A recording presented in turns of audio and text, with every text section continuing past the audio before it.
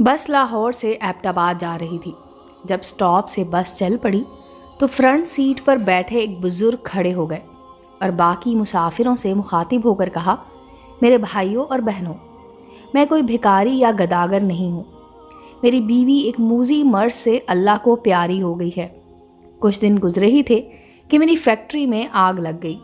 मैं दरामद और बरामद का कारोबार करता था। मेरा तैयारशुदा सारा माल जल कर खाकस्तर हो गया। फिर कुछ मुद्दत गुजरी कि मुझे दिल का दौरा पड़ा। रिश्तेदारों ने जब ये महसूस किया कि उसके बुरे दिन आने लगे हैं, उन्होंने मुझसे राब्ता मुनक़ता कर लिया। डॉक्टर्स ने मेरे बचने की ज़मानत कम ही दी है। मेरी ये जवान बेटी है, इसका कोई वारिस नहीं रहेगा। कोई उसके दामने अस्मत को तार तार ना कर दे। यही गम मुझे ज़्यादा खाए जा रहा है। और इस शख्स की हिचकी बंद गई। जवां साल लड़की जो पास ही बैठी थी उठी और बाप को सहारा देकर सीट पर बिठा दिया। बस की पिछली सीट से एक आदमी उठा और बोला, मेरे 2 ही बेटे हैं। एक डॉक्टर है जिसका निकाह हो चुका है और दूसरा ये जिसके लिए लड़की की तलाश है। मैं इस बुज़ुर्ग से दरख्वास्त करता हूँ कि अपनी बेटी का निकाह मेरे इस बेटे से कर दें। मैं वादा करता हूँ कि इस बच्ची को कभी बाप की कमी महसूस नहीं होने दूंगा। लड़का खड़ा हो गया और कहने लगा, मुझे ये रिश्ता कबूल है।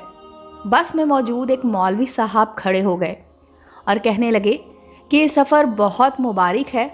निकाह जैसे मुक़द्दस अमल से सफ़र और अच्छा हो जाएगा। इससे अच्छी बात क्या होगी? अगर लोगों को एतराज़ ना हो तो मैं निकाह पढ़ा दूँ। सब कहने लगे, माशाअल्लाह, सुभान अल्लाह, अल्हम्दुलिल्लाह वगैरह वगैरह, और मौलवी साहब ने निकाह पढ़वा दिया।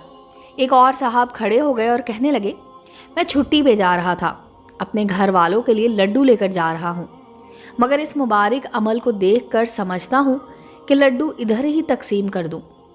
उसने दुल्हन के बाप से मुखातिब होकर कहा। दुल्हन के बाप ने ड्राइवर से कहा, ड्राइवर मियाँ, 5 मिनट के लिए किसी जगह बस रोक दें ताकि सब मिलकर मुंह मीठा कर लें। ड्राइवर ने कहा, ठीक है बाबा जी।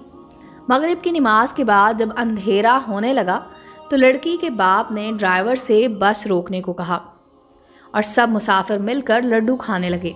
लड्डू खाते ही सब मुसाफिर बेहोश हो गए।